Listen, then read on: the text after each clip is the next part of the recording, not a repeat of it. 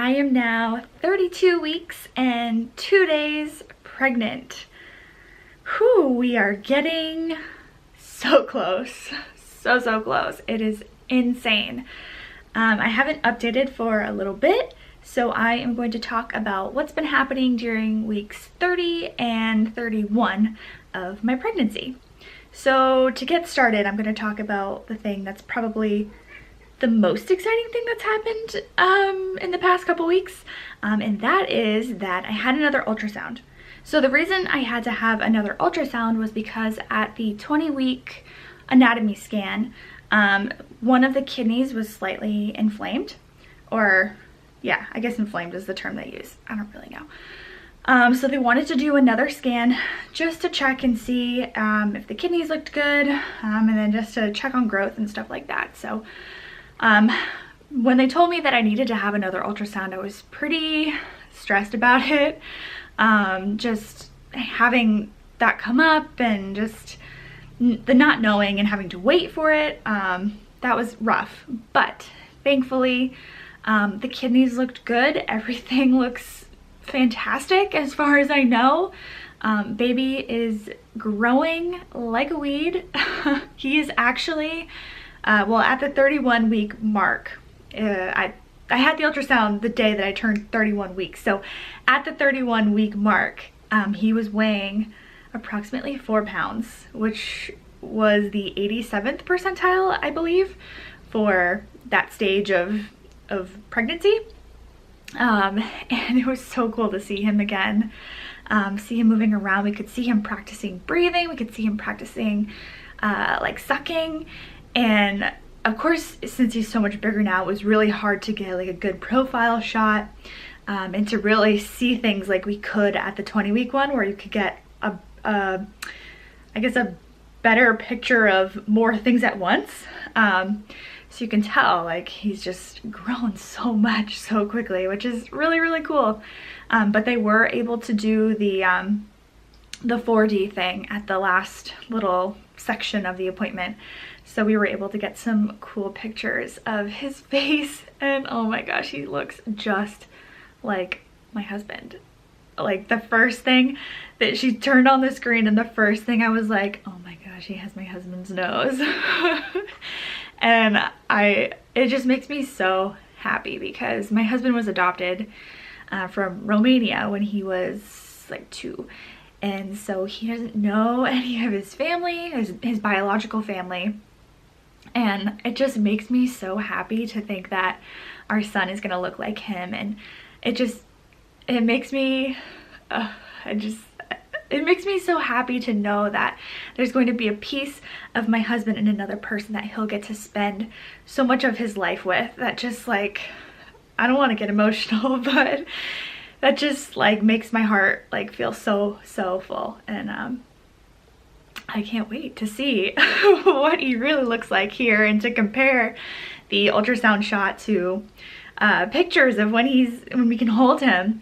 And another thing that was cool at the ultrasound was that the ultrasound tech, she pointed out, she's like, oh yeah, he has some hair. And I was like, what? Like, this is black and white. How do you know he has hair?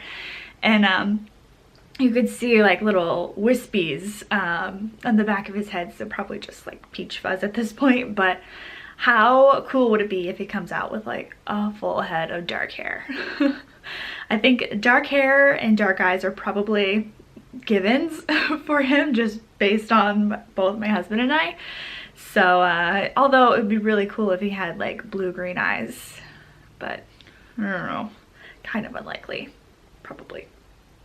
Another cool thing about the appointment where I got to have my ultrasound was that my mom actually got to go with me.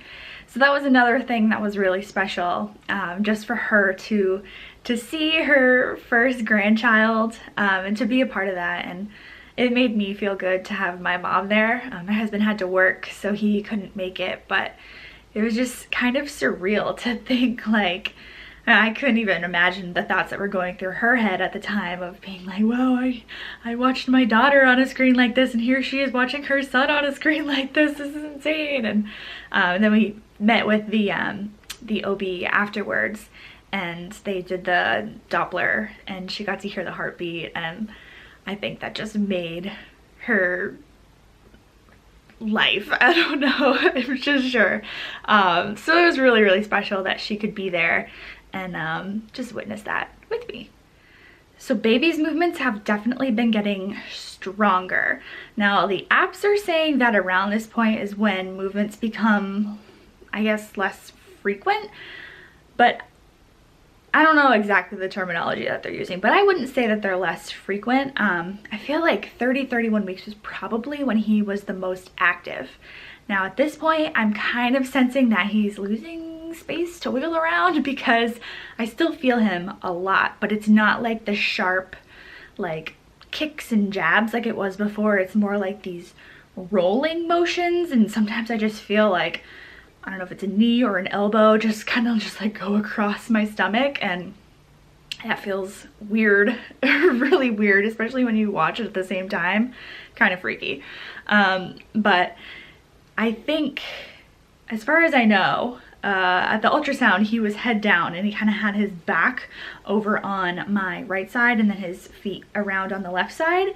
And the movements have been pretty consistent, so I feel like he's still in that type of position most of the time, but I think he flip-flops sides that his back's on occasionally, because sometimes I just feel like a lump on either side. So I don't know if that's his butt or his back, but man, he's getting big. I just wish I could have a little window to see in there all the time, just to see what he's doing and how he's positioned, because it's so hard to tell. Another thing that happened around 31 weeks, 3 days, was that we had our childbirth class at the hospital. And this was like a really good experience, in my opinion. There were people warning me like, oh, it's such a waste of time, you can find that stuff online, da da da. But I thought the class was so beneficial, just hearing it from an expert rather than reading it online, because there's so much information online and I don't even know what to necessarily trust online half of the time. So having a professional there that you could ask questions, that was totally honest, that you could tell she wasn't trying to like sugarcoat anything or scare us in any way or anything like that. It was just really good information, and it was just really reassuring to actually be at the hospital too and understand where we're gonna have to go when the time comes. We got a tour of the floor, so like the labor delivery family area, whatever they call it. And what's great is everybody has their own room. You, most of the time, unless you have like a C-section or something like that, you'll check into your room once you get admitted, and you'll be there from labor, delivery, and then recovery. And it's just a really like genuine environment, which that made me feel good too. So the nurse that was giving the class, she actually teaches these classes at hospitals around Boston as well. And she was saying, she's like, by far, this hospital has the best nursing staff. Like, they are just above and beyond. So that made me feel pretty good, because there's so many unknowns about that day. And if I know that I'm gonna be in good hands, I'll have at least a little peace of mind. A little bit. Another great thing about this class was that she was able to talk specifically to things that are practiced at the hospital. So I have some notes here about some things that really stood out to me.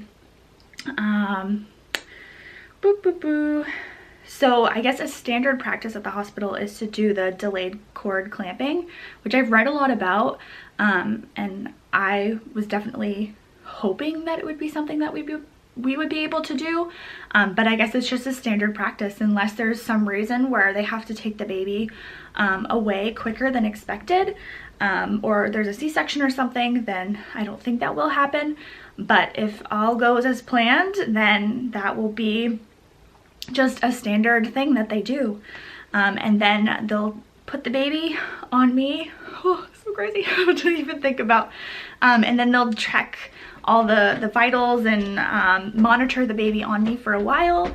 I think they give about an hour and a half before they actually take the baby away and do anything that they need to do, if they can. I guess they're really passionate about breastfeeding there. They don't really encourage other options. They push for breastfeeding to be the #1 choice, which another thing that's really reassuring to me because that's what I want. So it was good to hear that in that hour and a half, 2 hours after the baby's born, that they are right there helping you breastfeed for the first time. And that's really reassuring too, because I've just heard stories about places that don't necessarily care, but to hear that the nurses and the staff there, that's their priority, is helping you succeed at that, that just makes me feel pretty good. Another thing that she mentioned was that episiotomies are not standard, that they really try to avoid them at all costs, but of course whatever is necessary they'll do. And then also the special care unit for babies is right on that floor. It's actually just like a couple doors down, so if they have to take the baby away to do anything after he's born, he'll be right there. I won't have to go far at all, and likely his dad can go with him. That would be reassuring. I don't know, at the class we just went over some other just random things like pain management options. They went through some massage techniques, talked about the different things that are available to you when you're in labor at the hospital. Like every room has whirlpool tubs, they have balls, they have birthing stools, they have like pretty much anything you can think of available to you to help you get through labor and delivery and all that stuff. So just so much good information there.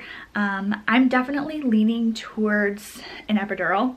I don't think I want to do any of the other narcotics. I don't want to feel any more not like myself during that time. I don't want to be out of it. I don't want to feel nauseous. My stomach is very sensitive to like medications like that. Like when I had my wisdom teeth out, oh my gosh, I was so sick. It was awful. So I really don't want to mess with that at all. But at the same time, I'm like, I don't want to be extremely uncomfortable, so that's why I'm leaning towards the epidural. But at the same time, it's like, I kind of want to see what I can do and like how far I can push it. So she was saying that they really don't have a time at the hospital where they cut off like, oh no, you passed this mark, no epidural for you. She said that she's seen people get it at like 10 centimeters. She's seen people get it at like 4 or 5 centimeters. Like it depends on the situation. They don't have hard and fast rules. And I think that was something that was shared about practices across the board, where they don't have these standard practices and make everybody fit into this cookie cutter birth situation. They take everybody's situation for what it is and kind of just work with you and make it the best experience possible. So just another reason I am so glad that we are giving birth at this hospital. Well, that's the plan. I mean, something crazy could happen, you know, but the plan is to have birth at this hospital, and it's only like 15 minutes away from our house. So feeling pretty confident about that. All right, so now I will talk about just symptoms that have been happening the past couple weeks before I show off my ginormous bump. So a new thing, especially starting in week 30, lightning crotch. Yeah, it's not all the time, but I don't know if it's like when he presses on a certain nerve or something, but it just catches me off guard and I have to like stop in my tracks and be like, ooh, yeah, that's not normal. Like it's a very strange sensation and not a fan. I've definitely been having more swelling. It's getting warmer out here finally, thankfully, but that's not doing any favors for especially my hands. Like my ring right now is pretty dang tight. And they go down. It's not like I'm swollen all the time, but I'm getting a little bit nervous and trying to really keep a close eye on my rings, especially because I don't want them to be stuck on my fingers. And I don't know when's the right time to like stop wearing them, because I don't want to stop wearing them, but I don't want to have them like cut off or anything like that. So I just anticipate this getting a little worse as it gets warmer, but just another thing, rolling with it. I've had a couple labor dreams. Like that's new.